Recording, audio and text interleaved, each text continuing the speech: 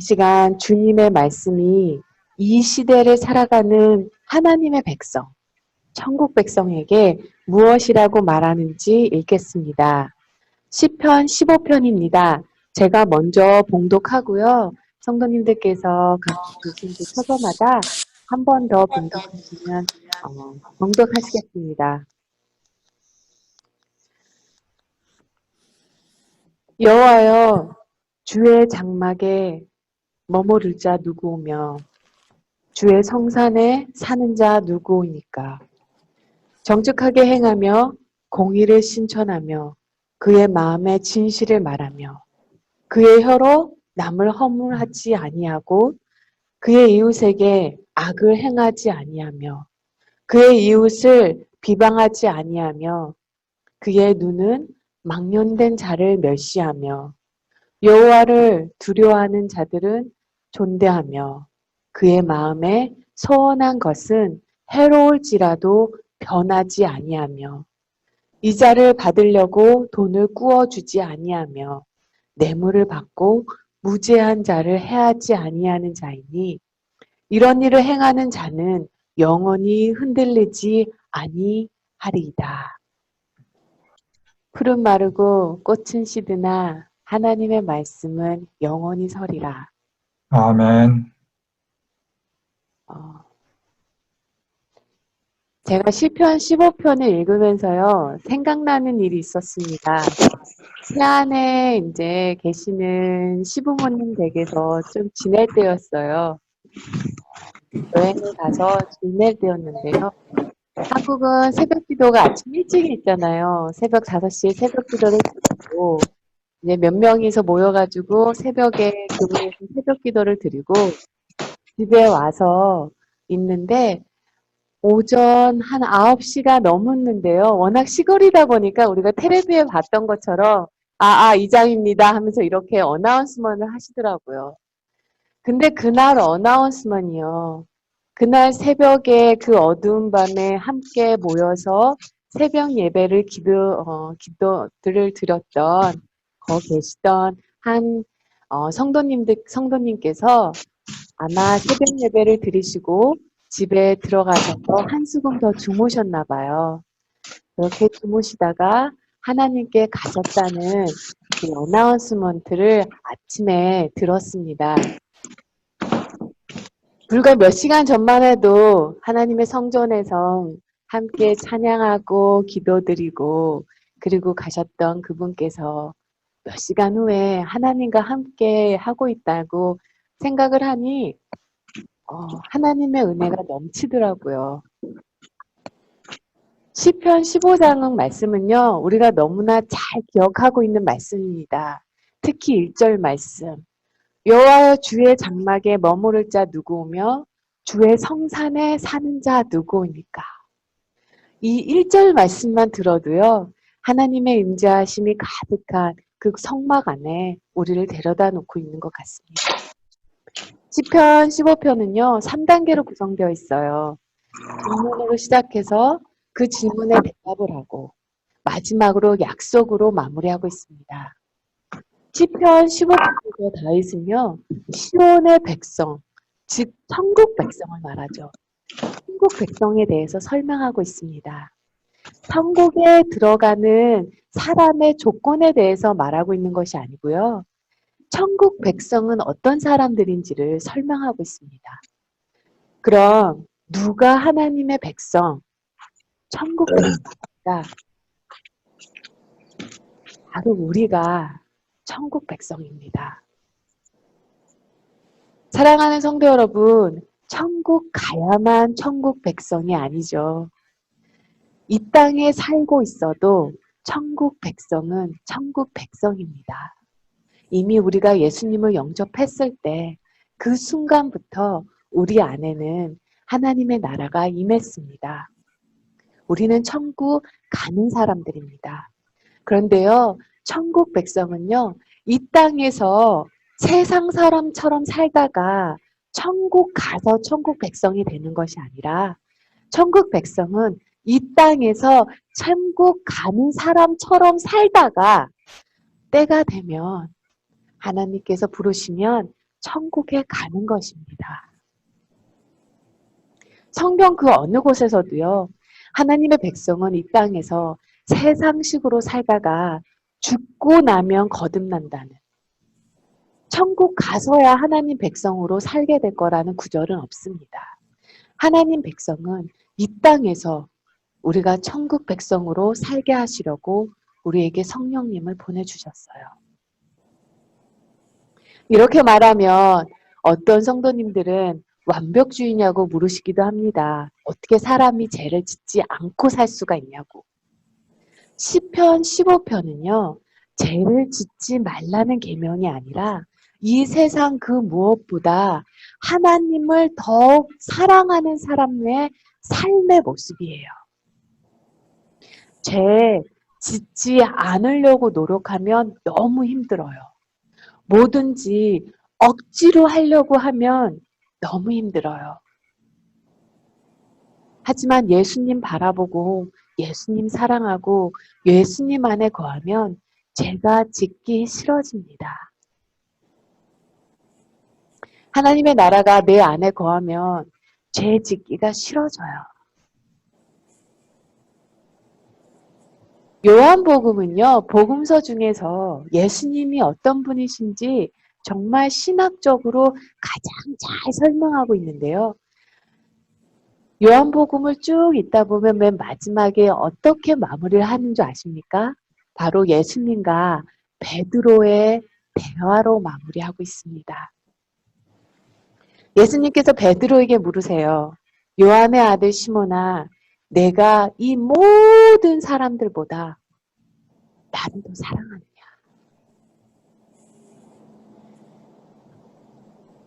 내가 나를 사랑하느냐? 내가 나를 사랑하느냐? 3번을 물으세요. 그리고 베드로는 그때마다 대답합니다. 예, 주님, 제가 주님을 사랑하는 줄 주께서 아십니다. 예수님께서 말씀하셨습니다. 내 양을 돌보라. 예수님께서 우리에게 맡기신 일을 묵묵하게 걸어갈 수 있는 길은요, 예수님을 더 사랑하는 거더라고요. 예수님이 원하시는 삶을 살 수 있는 유일한 길은요, 하나님을 더 사랑하는 거예요. 예수님이 오심으로 이 땅에서 하나님의 나라는 이미 시작되었습니다. 하나님의 나라는 예수님을 영접한 자, 그리고 예수님을 사랑하는 자 마음속에 이미 놀랍게도 이미 시작이 되었습니다.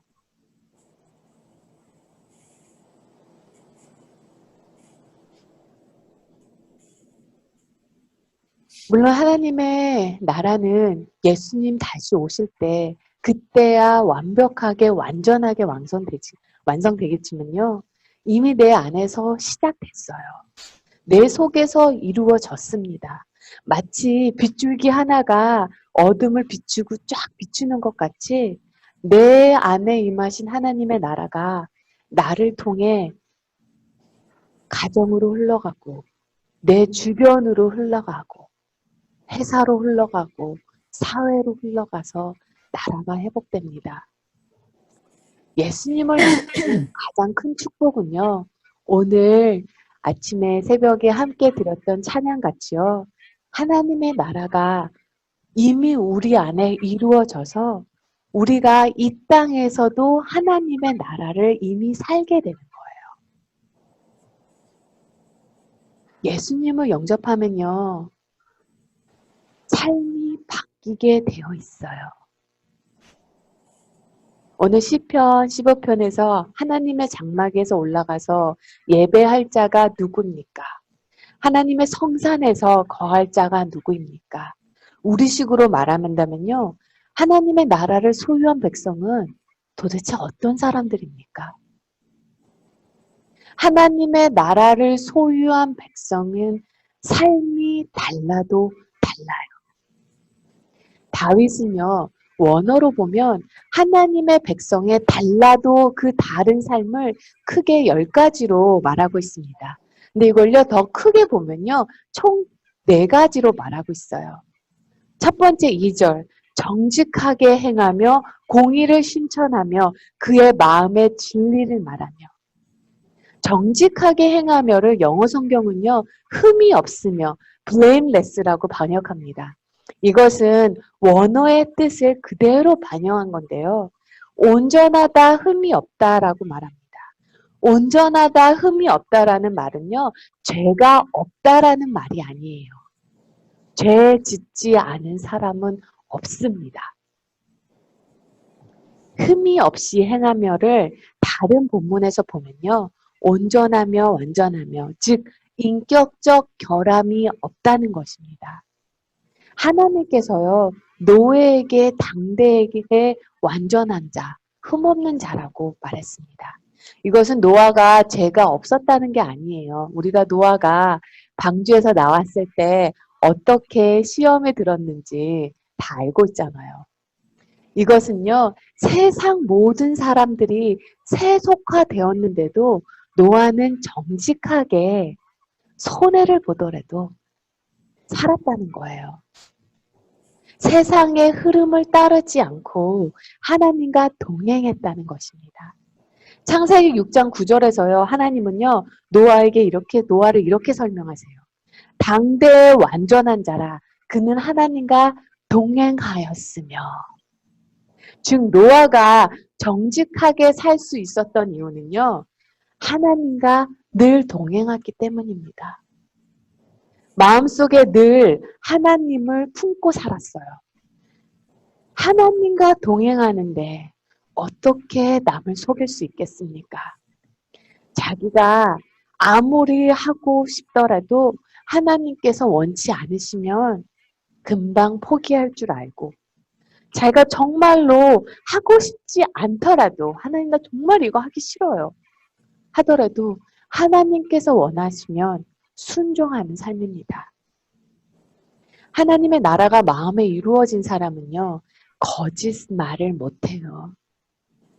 정직하고 진실하게 됩니다. 하나님은요. 정직의 영이세요. 그런데 요한복음 8장 4절 44절에 보면요. 마귀는 거짓말쟁이요.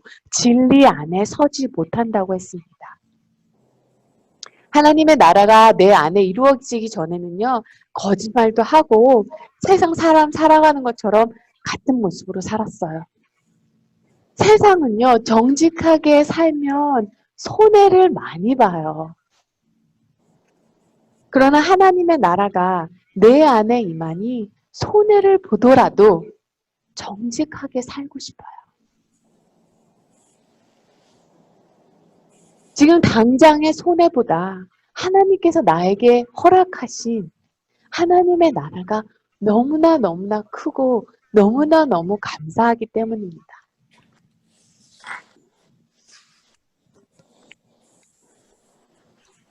상상이 안 가요. 어떻게 우리같이 죄 많은 사람들에게 하나님의 백성, 천국을 주실 그 마음을 가지셨는지. 그 은혜가 감당할 수 없는 은혜더라고요. 그래서 지금 당장의 손에 감수할 수 있어요. 아니, 감수하고 싶어요, 하나님. 두 번째는요, 함부로 남의 말을 하지 않습니다. 3절, 그의 혀로 남을 허물하지 아니하고 그의 이웃에게 악을 행하지 아니하며 그의 이웃을 비방하지 아니하며. 하나님의 나라가 내 안에 임하면요, 함부로 말하지 않습니다. 이제는 말 함부로 나오지 않아요. 남을 비판하는 말, 다른 사람을 무너뜨리는 말, 말로 다른 사람에게 피해 주는 것 하지 않아요. 말로 다른 사람 억울하게 하는 거 하지 않아요. 왜냐? 내가 행복한데. 이미 내 안에 하나님의 나라가 있는데 더 가지고 싶은 것도 없고요. 더 부러울 것도 없어요. 이미 너무나 충만하게 부어주셨어요. 빈 도시락이 더 시끄럽다고요. 내 안에 소중한 것, 더 기쁜 것, 더 아름다운 것으로 가득 찬 사람은요, 남의 말 함부로 하지 않아요. 스펠전은 말하기를 남을 해롭게 말하기 위해서 돌아다니는 자의 혀에 마귀가 있고 그 말을 잘 들어주는 자의 귀에도 마귀가 있다고 했습니다. 사람도요, 남 말하기 좋아하는 사람과는 거리를 두고 싶죠. 누가 남의 말 잘하는 사람 옆에 있기를 원해요. 거리를 좀 뚝 두게 되죠. 그렇다면요, 하나님은 남의 말하기 좋아하는 사람과 가까이 하시기 원하실까요? 하나님과 동행하면서 남의 말 하게 되지 않아요. 비록 마음이 무너져서 주님 앞에 서러움과 불평으로 섰더라도, 비록 시작은 그렇게 주님 앞에 섰더라도요, 성령님께서 찬송으로 바꾸세요. 그리고 감사함이 생각나게 하세요. 주님 안에 있는 자, 삶 자체가 선물이더라고요. 4절, 그의 눈은 망령된 자를 멸시하며 여호와를 두려워하는 자들을 존대하며 그의 마음에 소원한 것은 해로울지라도 변하지 아니하며. 여기서 이 망령된 자는요, 하나님을 멸시, 하나님을 대수롭지 않게 여기는 자를 가리킵니다. 성경에는요, 일반 은총이라는 게 있어요. 그리고 특별 은총이라는 게 있는데요. 일반 은총은요, 마태복음 5장을 보면요, 하나님께서 햇빛을 비추실 때, 비를 내리실 때도 악인과 의인에게 동시에 내려준다는 거예요. 하나님께서 하나님의 백성에게만 햇빛을 내려주고 하나님의 백성에게만 비를 내려주는 게 아니잖아요.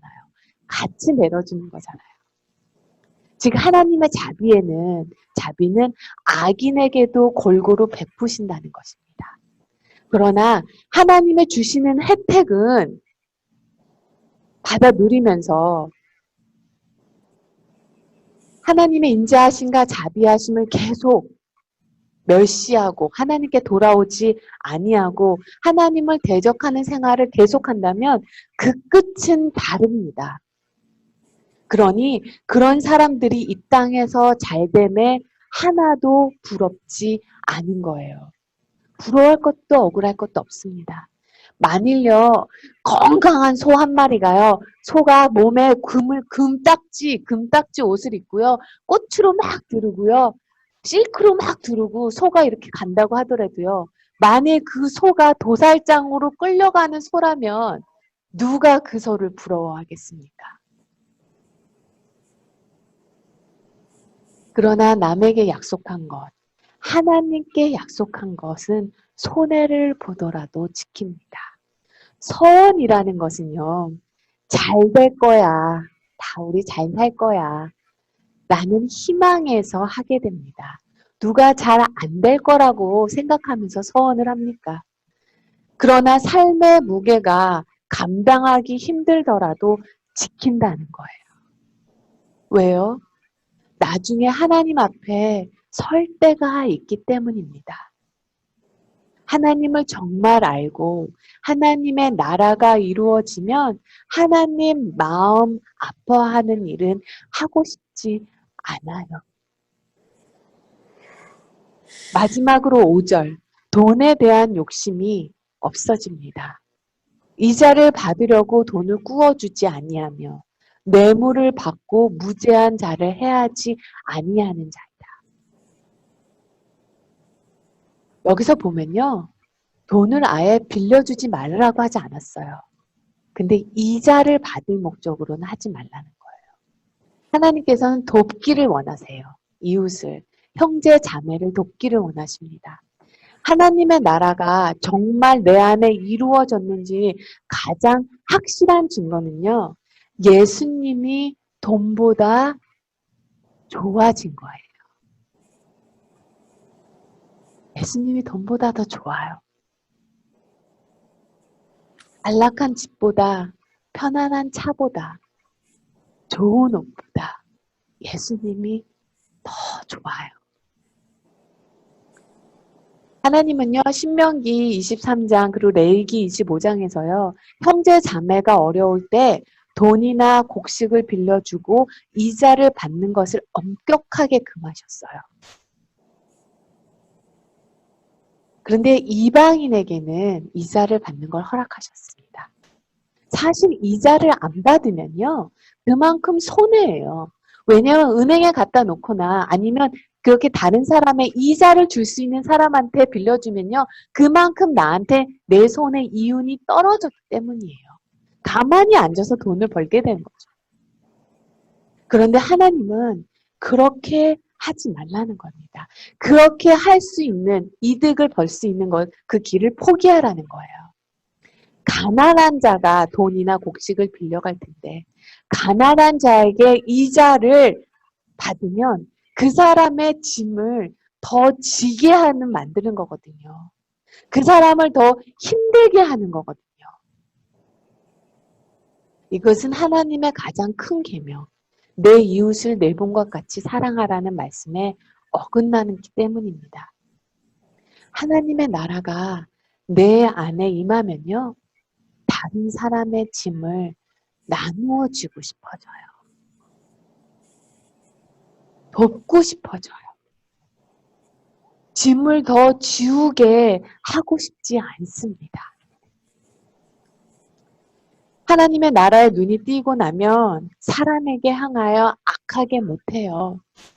하나님의 나라가 내 마음에 이루어진 사람은요, 다른 사람에게 절대로 악하게 못해요. 초대교회를 봐요.